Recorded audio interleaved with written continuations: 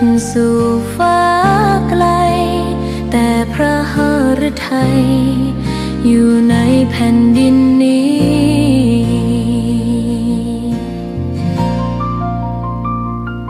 สวนดอกไม้ยังบานดังวันเก่า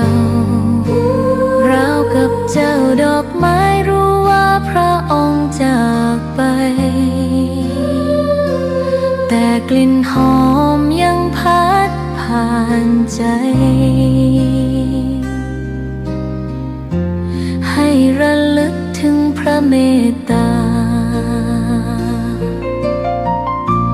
แผ่นดินนี้ยังส่องสว่า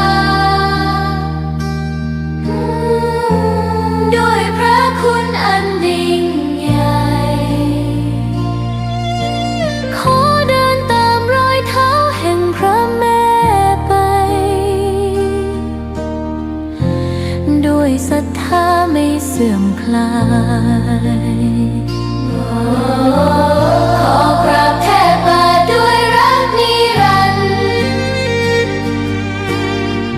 น้ำตาหลั่งพลันจากใจคนไทยแม้เสด็จสู่ฟ้าไกลแต่พระหฤทัยอยู่ในแผ่นดินนี้ดวงใจไทยทุกดวงขอพักดีขอถวายรักนี้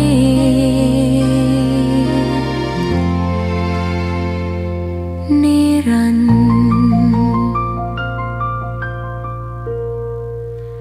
แด่พระพันปีหลวง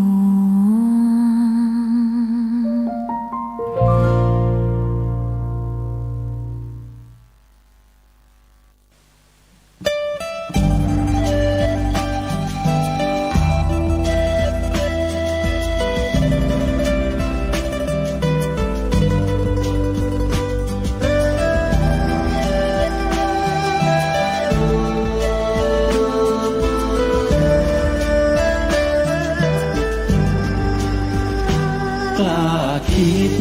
ก็ต้องกล้าทำอย่ากลัวถ้าทำความดีเร่งศึกษาปัญหาให้ทันท่วงทีเมืองไทยจะพัฒนากว่านี้รายการดีคดีโลกคดีธรรมขอรำพันบรรยายความคิดเครื่องหมายแห่งสีทั้งสามงามถนัดขาวคือบริสุทธิ์สีสวัสดิ์หมายพระไตรรัตน์และธรรมะคุมจิตไทยแดงคือโลหิตเราใสซึ่งยอมสละได้เพื่อรักษาชาติศาสนาน้ำเงินคือสีโสภาอันจอมประชาถ้าโปรดเป็นของส่วนองค์จัดริ้วเข้าเป็นไตรรงค์จึงเป็นสีธงที่รักแห่งเราชาวไทยทหารอวตารนำไปยงยุทธวิชัยวิชิตก็ชูเกียรติสยามประเทศไทยที่เจริญมั่นคงมาได้จนถึงทุกวันนี้มิได้เกิดขึ้นจากความหวาดกลัวอย่างคลาดเขลาแต่บรรพบุรุษไทยของเราทุกยุคทุกสมัยล้วนแต่มีความกล้าหาญและชาญฉลาดปกป้องเอกราชสร้างชาติให้เกิดความมั่นคงโดยมีธงแห่งพระไตรรัตน์เป็นเครื่องนำชัยจึงเป็นที่มาที่ไปของรายการคดีโลกคดีธรรมกล้าคิดก็ต้องกล้าทำอย่ากลัวถ้าทำความดีเร่งศึ ศึกษาปัญหาให้ทันท่วงทีเมืองไทยจะพัฒนากว่านี้รายการดีๆคดีโลกคดีธรรมรายการ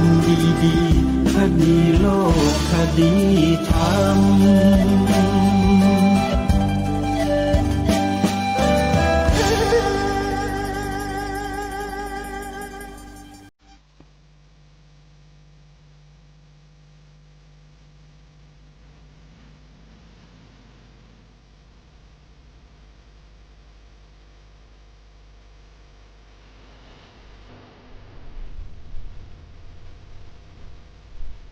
ขอกราบถวายความนอบน้อมแด่พระรัตนตรัยถวายความเคารพพระมหาเถระพระเถรานุเถระทุกท่านขอความสุขความเจริญในธรรมจงบังเกิดมีแด่ท่านสาธุชนที่กำลังติดตามรับฟังรายการจากสถานีวิทยุแห่งนี้ทุกท่านขอนำท่านผู้ฟังเข้าสู่รายการคดีโลกคดีธรรม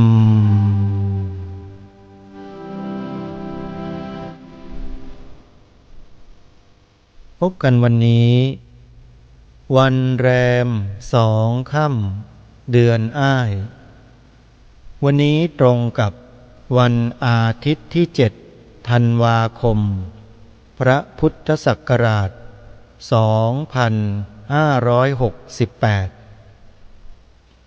รายการคดีโลกคดีธรรมมีให้ท่านผู้ฟังติดตามรับฟังเป็นประจำทุกวันทางสถานีวิทยุพระพุทธศาสนาแห่งชาติคลื่นต่างๆท่านสามารถดาวน์โหลดแอปพลิเคชันวิทยุพุทธศาสนาทั่วไทยเพื่อติดตามรับฟังรายการนี้พร้อมด้วยรายการธรรมะสาระดีๆจากสถานีวิทยุพระพุทธศาสนาแห่งชาติคลื่นต่างๆได้48 สถานีท่านสามารถเลือกรับฟังได้ทุกสถานี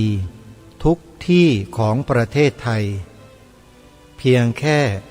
ดาวน์โหลดแอปพลิเคชันนี้ไว้ในโทรศัพท์มือถือสถานีวิทยุพระพุทธศาสนาก็จะมีอยู่ในแอปพลิเคชันดังกล่าว48 สถานีสาธุชนผู้ฟังทุกท่านทางรายการ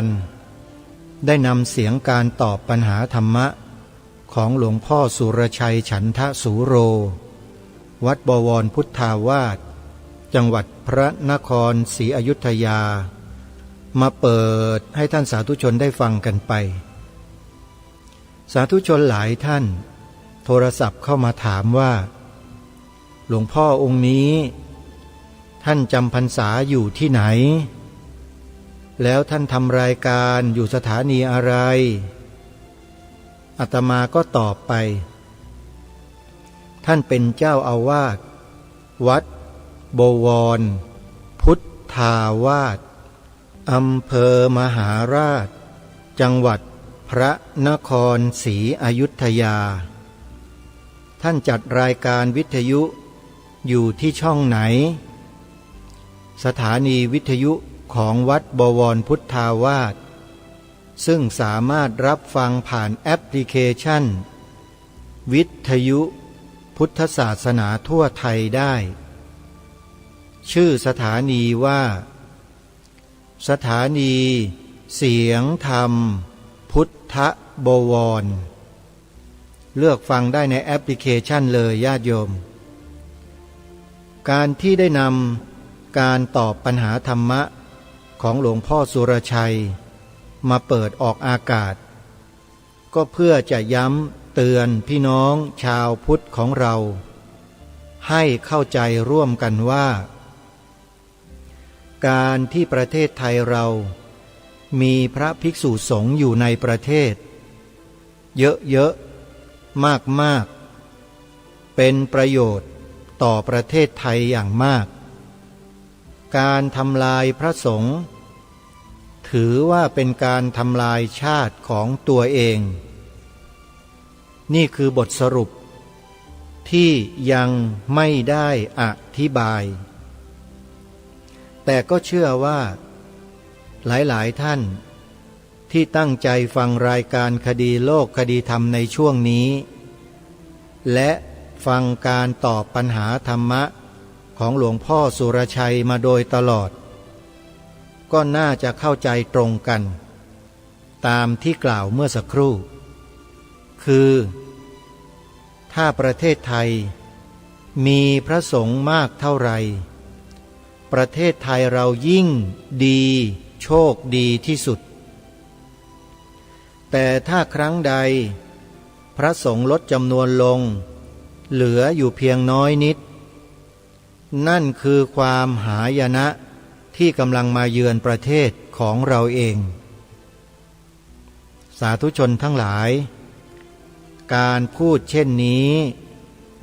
ไม่ได้พูดเพื่อเอาดีใส่ตัวแล้วโยนชั่วให้คนอื่นไม่ใช่เช่นนั้นเด็ดขาดแต่ความจริงเป็นเช่นนั้นท่านสาธุชนทั้งหลายที่ประเทศไทยเราโด่งดังไปทั่วทั้งโลก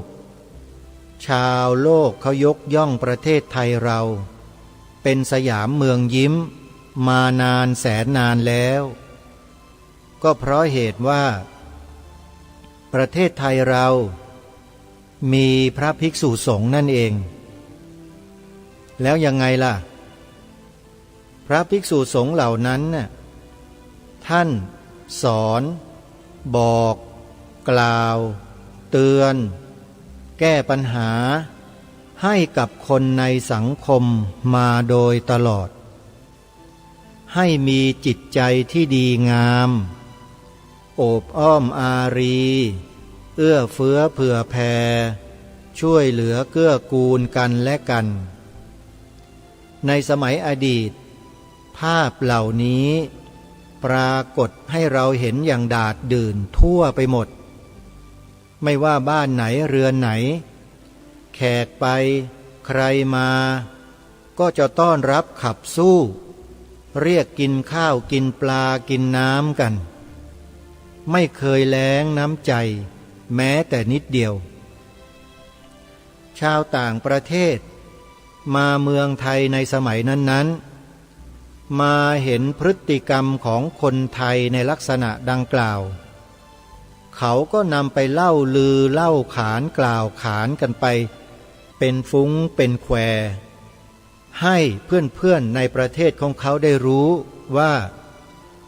การที่เขาได้มาประเทศสยามในสมัยนั้นเขาได้พบเจอกับอะไรแล้วเขาก็นำสิ่งที่เขาเจอนั้นเนี่ยไปบอกเล่ากับพี่น้องชาวประเทศของเขาชาวประเทศของเขาเมื่อได้ยินแล้วเขาก็เกิดความรู้สึกอยากจะมาเมืองไทยอยากจะมาเมืองไทยมีโอกาสเมื่อได้มาเขาไม่เห็นความจริงเป็นเช่นนั้นเมื่อกลับไปเขาก็บอกต่อกันไปจนกระทั่งผู้คนหลั่งไหลมาเมืองไทยเราไม่รู้จักหมดจักสิ้นไม่หยุดไม่หย่อนก็เพราะประเทศไทยเรานั้น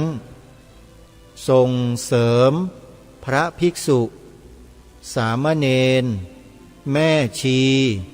อุบาสกอุบาสิกาให้ศึกษาเล่าเรียนและปฏิบัติตามศีลธรรมคำเดียวเลยศีลธรรมแต่ทุกวันนี้คำว่าศีลธรรมแทบจะถูกลบออกจากสาระบบของทางราชการหมดแล้วสังเกตได้ตามเอกสารราชการที่ระบุกิจกรรมทางพระพุทธศาสนาแล้วมีการปฏิบัติเขาจะไม่ใช้คำว่าศีลธรรมแล้วเขาลบออก แต่มีคนพยายามนำเอาคำว่าคุณธรรมจริยธรรมขึ้นมาแทนแล้วก็อ้างว่าเป็นคำของศาสนาโน้นศาสนานี้ทั้งที่เป็นคำของพระพุทธศาสนาทั้งนั้นเลยแต่มาถูกแบ่งแยกไม่รู้เหมือนกันว่าใครมาแบ่งแยกโยมแบ่งเพื่ออะไรชื่อก็บอกอยู่แล้วนี่แบ่งเพื่อแยกคนไทยออกไม่ให้เป็นคนไทยเหมือนดังเดิมคือเอื้อเฟื้อเผื่อแผ่เกื้อกูลช่วยเหลือให้อะไรให้อภัยต่อกันช่วยเหลือเกื้อกูลกันสามัคคีกันพอมาถูกแยกด้วยศัพท์คนก็เลยแยกไปตามศัพท์ที่แยกนั้นด้วยท่านผู้ฟังก็คอยสังเกตดูนะครับครูบาอาจารย์กิจกรรมที่เกิดขึ้นในพื้นที่ต่างๆของประเทศที่เกี่ยวกับพระพุทธศาสนาหรืออะไรก็ดีที่เป็นวัฒนธรรมก็ดีเราจะสังเกตเห็นว่าส่วนราชการเขาจะไม่ใช้คำว่าส่งเสริมศีลธรรมแล้วใครเห็นข้าราชการหน่วยงานไหนในประเทศเขียนคำว่าส่งเสริมศีลธรรมปรากฏอยู่ในเอกสารราชการบ้างช่วยถ่ายสำเนาส่งมาบอกรายการคดีโลกคดีธรรมให้หน่อยเถอะจะได้อนุโมทนากับหน่วยราชการนั้นแต่เอาเข้าจริงๆเนี่ยคำว่าส่งเสริมศีลธรรมเนี่ย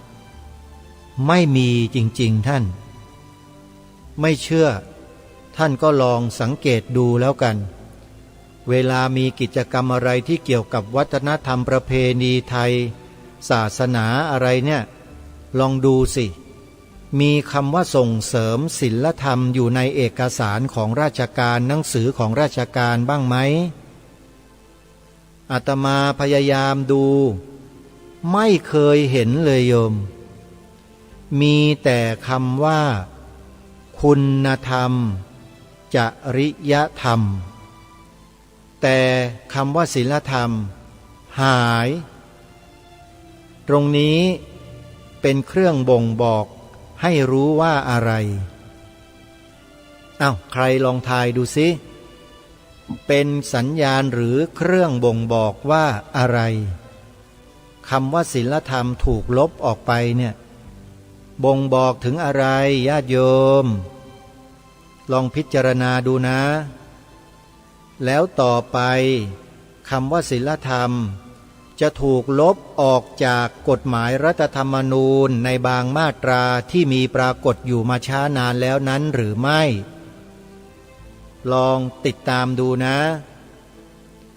แต่เท่าที่อาตมาภาพทำการศึกษาค้นคว้าดูมาตราบางมาตราที่เกี่ยวกับพระพุทธศาสนาก็ดีศาสนาต่างๆก็ดีมีการเปลี่ยนแปลงถ้อยคำในบทบัญญัติรัฐธรรมนูญนั้นมาโดยตลอดแล้วก็ได้ทำแผ่นชาร์ตเอาไว้แสดงให้เห็นถึงการเปลี่ยนสับแสงต่างๆในมาตราดังกล่าวนั้นด้วยเวลามีการแก้ไขรัฐธรรมนูญก็ดีเขียนรัฐธรรมนูญใหม่ก็ดีมาตราดังกล่าวนี้ก็จะถูกเสริมเติมแต่งใส่คำประหลาดเข้ามาด้วยอาตมาภาพได้ทำเอาไว้แล้วสามารถส่งไปทางไลน์ทางเฟซบุ๊กทาง YouTube ทางอะไรได้ทันทีเลยถ้าใครต้องการเนี่ยส่งให้ดูได้เลยท่านจะเห็นชัดเลยอาตมาภาพจะให้หัวข้อว่าพัฒนาการของรัฐธรรมนูญบางมาตราพัฒนาการในที่นี้ไม่ใช่หมายถึงว่าเจริญนะอาจจะเป็นความเสื่อมก็ได้ท่านไปดูแล้วท่านจะได้คำตอบเองว่าเจริญ หรือเสื่อมสำหรับผู้ดำเนินรายการนั้นดูมานานแล้วเห็นมานานแล้วมีคำตอบมาตั้งนานแล้วด้วยว่าเจริญหรือเสื่อมอันนี้ท่านต้องไปพิจารณาศึกษาหาดูกันเดี๋ยวจะโพสต์เอาไว้ในเฟซบุ๊กใครต้องการดูไปดูได้นะโยมนะทีนี้เมื่อคำว่าศีลธรรมซึ่งเป็นศัพท์ที่เป็นบัญญัติที่ถูกเขียนถูกใช้กันมาโดยตลอดในสมัยอดีตถูกลบเลือนจนหายไปทีนี้สิ่งที่ตามมาคืออะไรมันก็เหลือแต่คุณธรรมกับจริยธรรมโดยไม่มีศีลธรรมเมื่อไม่มีศีลไม่มีธรรมมีแต่คุณธรรมจริยธรรมมันจะเป็นยังไงบ้านเมือง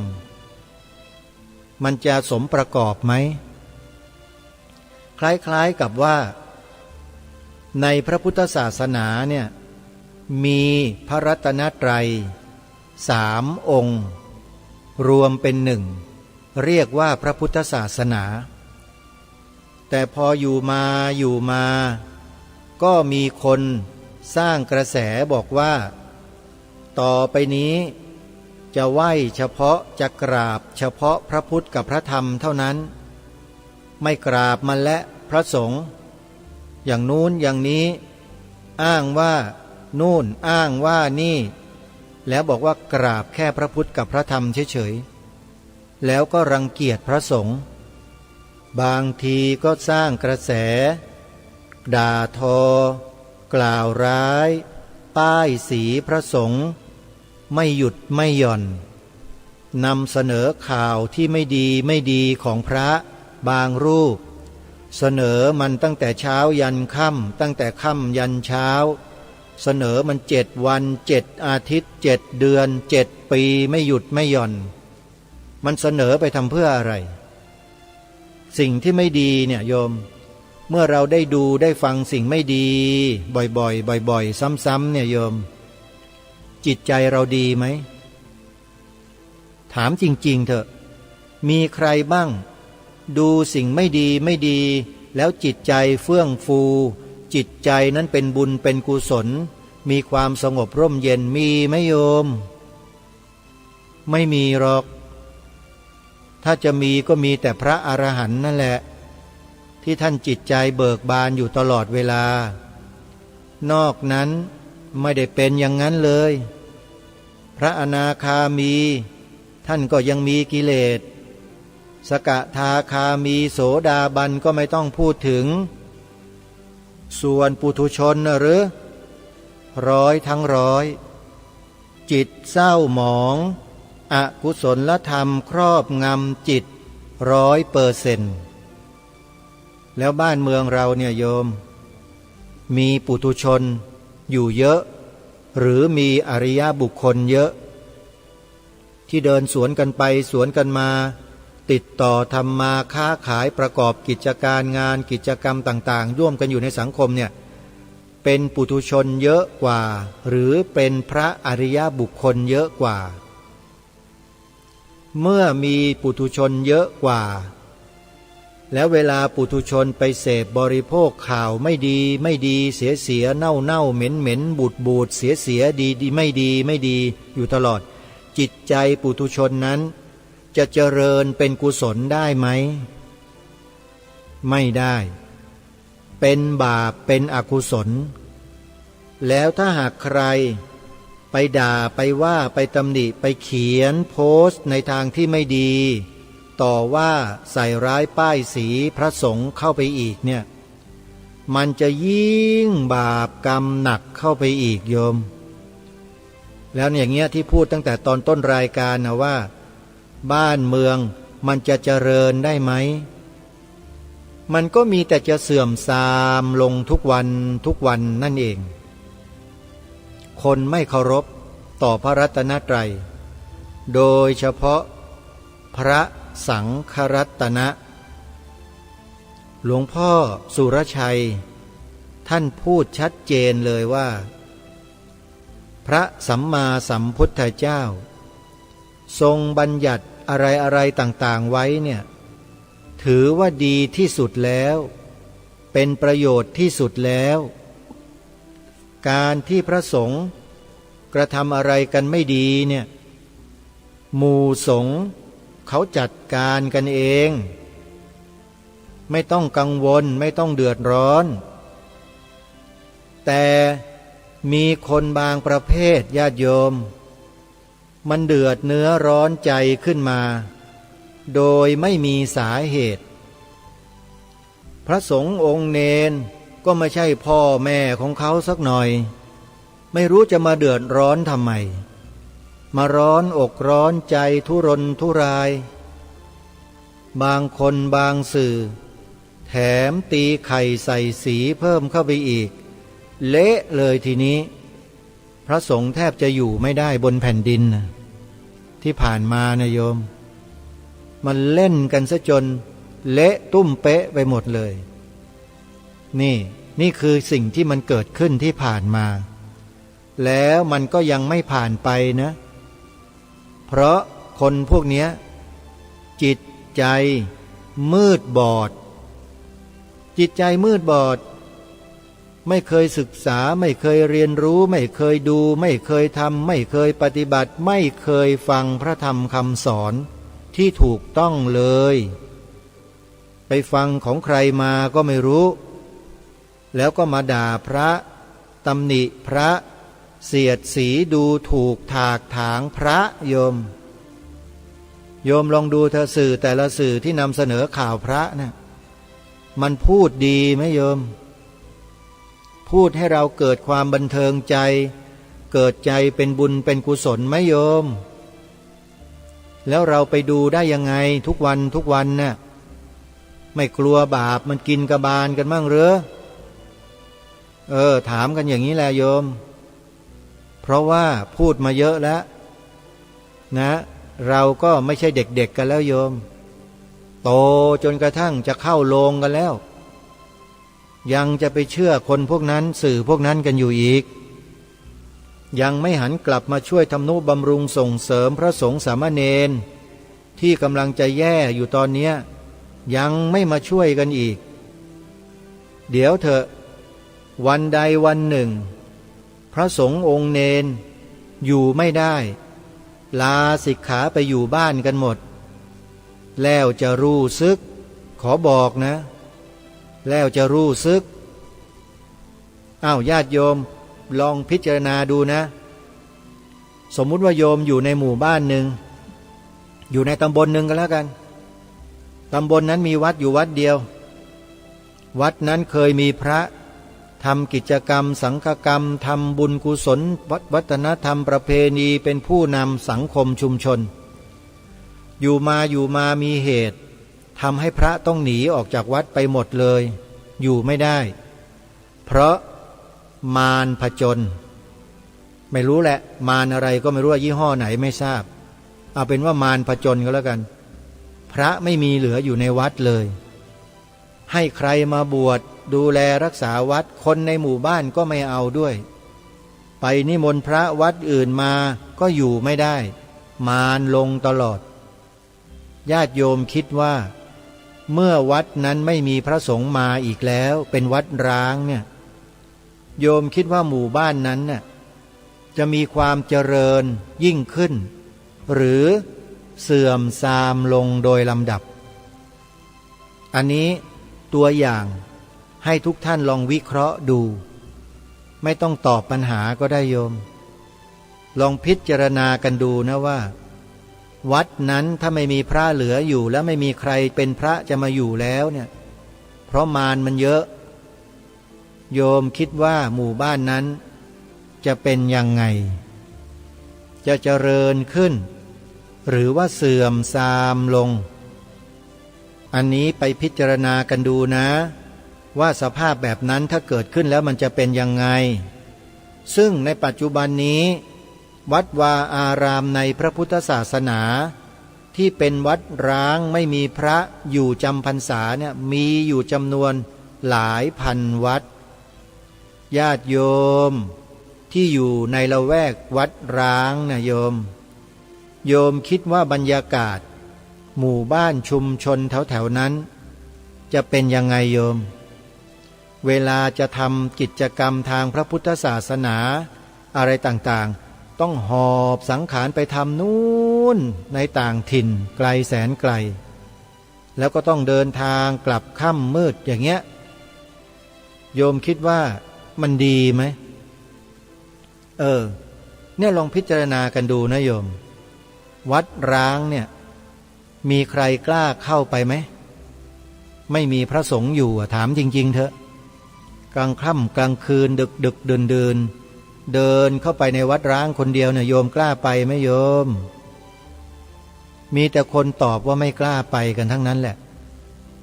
นอกจากคนที่บ้าบิ่นถึงกล้าไปแต่ก็มีไม่กี่คนหรอกแต่ก่อนจะไปก็กินน้ำอมฤตย้อมใจซะก่อนแล้วก็ค่อยเข้าไปอย่างนั้นก็มีแต่ไปทำไมล่ะกินแล้วกินน้ำอมฤตแล้วไปทำไมไม่ต้องกินดิแล้วไปนั่งไปนอนอยู่ในวัดร้างสักคืนหนึ่งอย่างเงี้ยลองดูซิว่ามันจะเกิดความรู้สึกยังไงบ้างบรรยากาศแบบเนี้ยโยมอยากให้มันเกิดขึ้นไหมโยมถ้าไม่อยากให้มันเกิดขึ้นโยมกลับมาดูแลพระสงฆ์สามเณรของโยมให้ดีนะให้กำลังใจท่านสนับสนุนส่งเสริมท่านสู้อุตสาห์ไม่ไปมีครอบครัวไม่ไปนอนเบียดเสียดกับเมียกับลูกเหมือนอย่างชาวบ้านทั่วไปเสียสละทุกสิ่งทุกอย่างมาเพื่อมารักษาสืบสารพระพุทธศาสนาเอาไว้เนี่ยแล้วโยมยังไม่ช่วยเหลือไม่สนับสนุนส่งเสริมท่านอีกเหรอแล้วท่านจะอยู่ยังไงล่ะโยมเนี่ยอย่างวัดป่าจริยธรรมเนี่ยอำเภอนาด้วงจังหวัดเลยสร้างมหาอุโบสถมาตั้งหลายปีแล้วโยมยังไม่เสร็จเลยโยมถ้าโยมไม่ช่วยไม่สนับสนุนไม่ส่งเสริมท่านแล้วโบสถ์ไม่มีใช้เนี่ยโยมลองคิดดูวัดนั้นจะเป็นยังไงนะยังไงก็ขอให้พวกเราได้ช่วยกันตอนนี้ท่านก็ประกาศเชิญชวนญาติโยมซื้อที่ดินถวายวัดตารางวาละ500 บาทเป็นที่ดินด้านหน้าอุโบสถใครจะร่วมบุญก็ติดต่อไปที่ท่านได้เลยหมายเลขโทรศัพท์0833275700ในเดือนธันวาคมมีงานปริวาสกรรมระหว่างวันที่1ถึงวันที่10ธันวาคมนี้ที่วัดศรีอุดมวงศ์ตำบลศรีสงครามอำเภอวังสะพุงจังหวัดเลยนิมนต์พระคุณเจ้าเข้าอยู่ปริวาสกรรมกันญาติโยมบวชเนกขัมมะปฏิบัติธรรมกัน10 วัน10 คืนในคืนวันที่4ธันวาคมมีกิจกรรมพิเศษเทศน์สอดแจ้งปฏิบัติธรรมอุทิศถวายเป็นพระราชกุศลแด่องค์บูรพมหากษัตริย์11 พระองค์ญาติโยมไปร่วมงานกันนะ13-14ธันวาคมงานปฏิบัติธรรมบูชาองค์พระธาตุพนมนะใครสะดวกก็ไปร่วมกันวันที่17-18 มกราคมพระพุทธศักราช2569ศกหน้างานปฏิบัติธรรมสัญจรที่พระธาตุนาดูลจังหวัดมหาสารคามนะโยมใครจะเดินทางไปร่วมงานติดต่อกับครูบาอาจารย์ที่ท่านประกาศเชิญชวนได้เลยไม่ว่าจะเป็นวัดอารามมงคลวัดป่าบ้านผืออุทยานธรรมวังวิโมกข์วัดศรีอุดมวงศ์วัดบ้านปลาคูนวัดสามชุก วัดฝายหิน วัดหนองกายเป็นต้นญาติโยมก็ลองติดต่อสอบถามครูบาอาจารย์เด้อเผื่อท่านจะจัดรถตู้โดยสารสัก1 คันพาคณะญาติโยมมาร่วมงานกันนะโยมนะ17-18 มกราคมศกหน้าปฏิบัติธรรมสัญจรพระธาตุนาดูลจังหวัดมหาสารคามนะไปร่วมบุญกันเอาละญาติโยมสาธุชนทุกท่านนอกจากงานปฏิบัติธรรมเหล่านี้แล้วก็ยังมีงานพิเศษอีกงานหนึ่งที่ไม่อยากให้ท่านผู้ที่มีความสนใจเป็นพิเศษพลาดโอกาสใครที่สนใจสิ่งที่มหัศจรรย์สักนิดหนึ่งในธรรมชาติทางธรรมชาตินะฮะมางานนี้เลยรับรองได้ท่านจะไม่ผิดหวังแน่นอนงานกิจกรรมเปิดถ้ำประกายเพชรวัดถ้ำประกายเพชรตำบลนาดอกคำอำเภอนาด้วงจังหวัดเลยเขาจัดงานช่วงเช้าในวันเดียวคือวันอาทิตย์ที่7 ธันวาคมอีกไม่กี่วันแล้วงานจะเกิดขึ้นงานจะเริ่มแล้วโยมใครที่มีความพิสมัยสิ่งมหัศจรรย์ทางธรรมชาติที่เกิดขึ้นโดยธรรมชาติสวยสดงดงามระยิบระยับ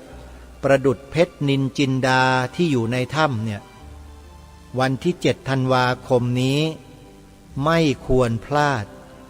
ควรมาร่วมงานเปิดถ้ำประกายเพชรที่วัดถ้ำประกายเพชรตำบลนาดอกคำอำเภอนาด้วงจังหวัดเลยอยู่ในตำบลเดียวกันกับวัดป่าจริยธรรมเลยญาติโยมเป็นวัดในปกครองของเจ้าอาวาสวัดป่าจริยธรรมพระครูจริยสารธรรมด้วยในฐานะที่ท่านเป็นเจ้าคณะอำเภอนาด้วงขอเชิญนะโยมใครที่สนใจก็มาติดตามดูกันได้นะความมหัศจรรย์ทางธรรมชาติหนึ่งเดียวของจังหวัดเลยมีที่เดียวจริงๆโยมมาดูได้นะเอาละท่านสาธุชนทุกท่านวันนี้หลวงพ่อสุรชัยฉันทสูโรท่านจะมาตอบปัญหาธรรมะข้อใดเดี๋ยวเราไปติดตามรับฟังกันได้สาระแน่นอนนะเพื่อไม่ให้เป็นการเสียเวลาไปติดตามรับฟังพร้อมๆกันได้นะบัดนี้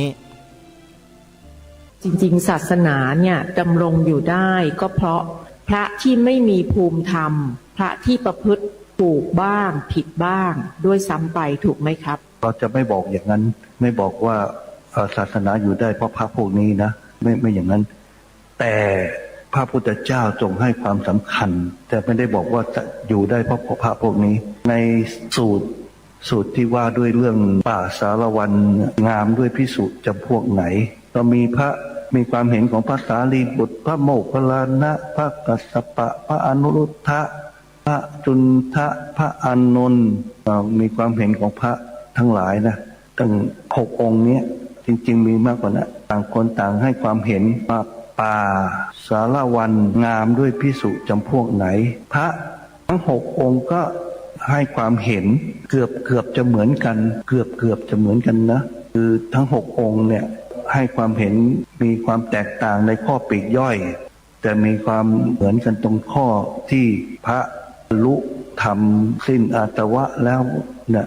เป็นหลักอย่างเช่นพระกัสสปะเขาบอกว่าป่าสารวันงามด้วยภิกษุผู้มักน้อยสันโดษถือธุดงค์ทำอาสวะให้สิ้นไปพระอนุรุทธะก็บอกป่าสารวันงามด้วยภิกษุผู้มีตาทิพย์บิณฑบาต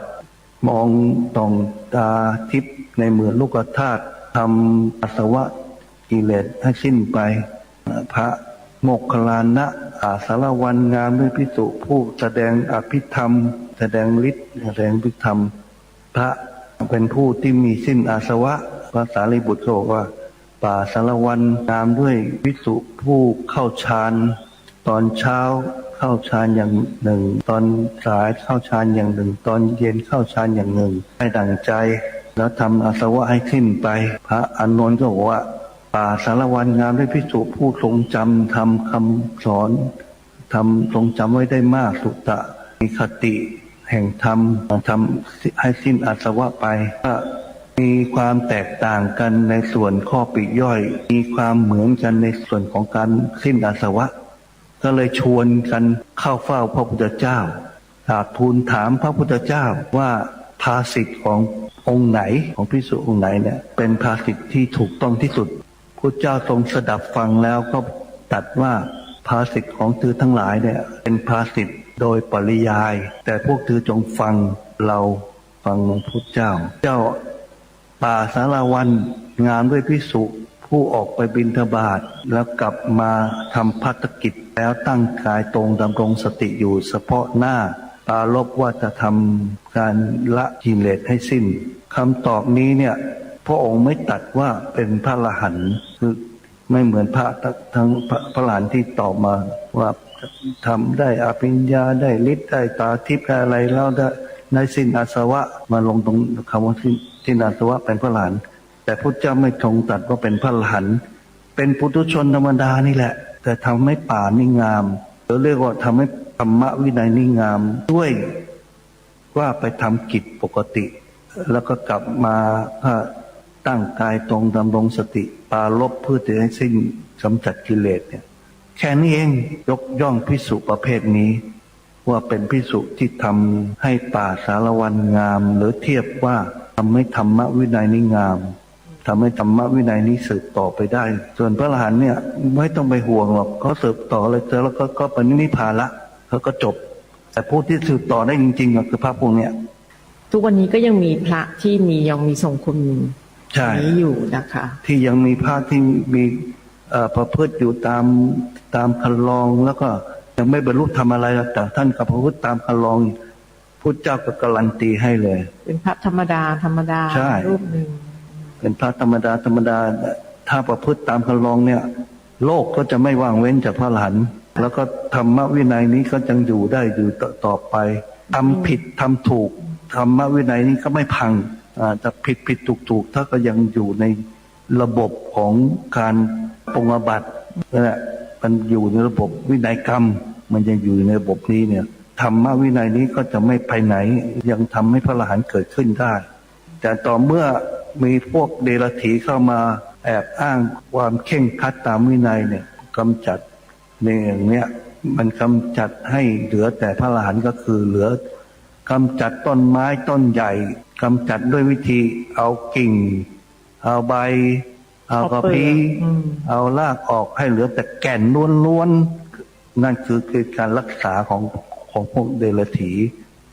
จากการศาสนาให้เหลือแต่แก่นล้วนๆพวกอะไรที่มันเจือปนมากำจัดหมดเหลือแต่แก่นล้วนๆเนี่ยคือต้นไม้ที่ตายแล้วพระศาสนาที่เหลือแต่แก่นล้วนๆเนี่ยไม่มีศาสนาธรรมไม่มีศาสนาวัตถุไม่มีศาสนาทายาทไม่มีศาสนาพิธีไม่มีศาสนาสถานเหลือแต่แก่นล้วนๆเนี่ยเป็นศาสนาที่ตายแล้วชัดเจนท่านผู้ฟังศาสนาอุปมาเหมือนต้นไม้ใหญ่ที่ไม่มีรากไม่มีกระพี้ไม่มีเนื้อไม่มีกิ่งไม่มีก้านไม่มีใบไม่มีดอกผลไม่มีอะไรเหลือเลยเหลือแต่แก่นโดอยู่อย่างเดียวไม่ใช่พระพุทธศาสนาแล้วโยมและหลวงพ่อท่านยืนยันคำสอนของพระพุทธเจ้าถึงการทำให้วัดป่าสารวันงดงามนั้นงามด้วยภิกษุที่ออกไปภิกขาจารแล้วกลับมาตั้งตัวตรงดำรงมั่นด้วยสติสัมปชัญญะปฏิบัติขัดเกลาตนเองอยู่ในกรอบระเบียบวินัยปฏิบัติตามสมควรนั่นแหละทำให้วัดป่าสารวันงามพระศาสนาในบ้านเมืองไทยของเราที่งามอยู่ทุกวันนี้โยม เพราะพระปุถุชน300,000 กว่ารูปที่ทำหน้าที่กันอยู่นี่แหละพระพุทธเจ้าไม่ได้สรรเสริญพระอรหันต์นะโยมแต่สรรเสริญพระปุถุชนนี่แหละที่กำลังปฏิบัติกำลังขัดเกลาตนเองอยู่เนี่ยเพราะฉะนั้นใครที่คอยจะตัดตำหนิจะด่าว่าจะคอยทำอะไรพระทุกวันนี้นะคิดให้ดีกำลังทำสิ่งที่เกินเลยกว่าที่พระสัมมาสัมพุทธเจ้าตรัสสอนไว้หรือเปล่าโยมช่วยกันนะอย่าทำลายพระนะโยมพระสงฆ์ท่านบวชมาเนี่ยท่านไม่ใช่อรหันต์มาบวชท่านเป็นปุถุชนคนธรรมดามาแล้วก็อยู่ตามระเบียบตามวินัยที่วัดวาอารามองค์กรคณะสงฆ์กำหนดตามพระธรรมวินัยให้ปฏิบัติท่านก็ปฏิบัติได้ดีปานกลางย่อหย่อนมันก็มีปนเปกันอยู่ในหมู่สงฆ์นี่แหละโยมแล้วท่านก็ไม่ได้ไปสร้างความเดือดร้อนให้ญาติโยมด้วยแล้วทำไมจึงเดือดร้อนนักหนาล่ะคนบางคนน่ะท่านไปทำอะไรให้พวกท่านเดือดร้อนนักหรือจึงพยายามตีไข่ใส่สีท่านอยู่ตลอดนี่แหละคือสิ่งที่มันเกิดขึ้นโยมที่มันผ่านมาแล้วมันก็จะเป็นเช่นนี้อีกทีนี้พวกเราเมื่อเรารู้เราทราบแล้วเราก็จะไม่คล้อยตามสิ่งเหล่านั้นไปหลวงพ่อท่านพูดอยู่คำหนึ่งก็คือไอ้พวกประเภทที่ต้องการให้ศาสนาพุทธเหลือแต่แก่นเนี่ยหลวงพ่อท่านบอกว่าไอ้พวกเนี้ยพวกเดียรถีทั้งนั้นไม่ใช่ชาวพุทธหรอกชัดเจนไหมโยมเพราะฉะนั้นเมื่อก่อนนี้มีรายการอยู่รายการหนึ่งเรียกพระนิมนต์พระมาถากมาถางเพื่อจะเอาแต่แก่นเหลืออย่างเดียวเขาตั้งชื่อรายการว่าตามหาแก่นถอยอาตมาได้ยินเขาพูดอย่างนั้นนะอาตมาก็ไม่เคยดูหรอกรายการตามหาแก่นถอยคือจะขูดเอากิ่งก้านใบต้นไม้เนื้อกระพี้เปลือกรากงงเง่าตัดทิ้งหมดให้เหลือแต่แก่นอย่างเดียวนั่นแหละรายการนั้นเรียบร้อยไปตั้งนานแล้วโยมตอนนี้เจ้าของรายการก็ได้ข่าวว่าป่วยเป็นมะเร็งใกล้จะตายแล้วจริงหรือเปล่าก็ไม่รู้นะใครเป็นเจ้าของรายการนี้ตามหาแก่นถอยนั่นแหละเนี่ยแบบเนี้ยก็มีญาติโยมนะหลวงพ่อท่านบอกเลยว่าพวกเนี้ยไม่ใช่ชาวพุทธหรอกเป็นพวกเดียรถีเข้ามาจะมาตัดต้นไม้ของพวกเราถากเนื้อถากกระพี้ออกหมดตัดกิ่งก้านใบรากไม่เหลือเลยตั้งแก่นเอาไว้โชว์โดอยู่แท่งเดียวแล้วบอกว่านี่คือศาสนาพุทธไอ้พวกเดียรถีทั้งนั้นที่พูดอย่างนี้ที่กล่าวอย่างนี้นะโยมจำไว้ศาสนาพุทธมีองค์ประกอบครบเหมือนกับต้นไม้ต้นใหญ่เราต้องช่วยกันดูแลบำรุงรักษาให้ดีอย่าให้ต้นไม้นี้เหลือแต่แก่นนะโยมเดี๋ยวมันจะไม่ใช่ศาสนาพุทธนะฝากไว้ตอนท้ายรายการเป็นข้อคิดกันไว้วันนี้เวลาหมดเวลาพบกับรายการได้ใหม่ในวันพรุ่งนี้ขอความสุขสวัสดีในธรรมแห่งองค์สมเด็จพระบรมศาสดาสัมมาสัมพุทธเจ้าจงปรากฏเกิดมีขึ้นในจิตใจของท่านผู้ฟังทุกท่านทุกคนเทอญขอเจริญพร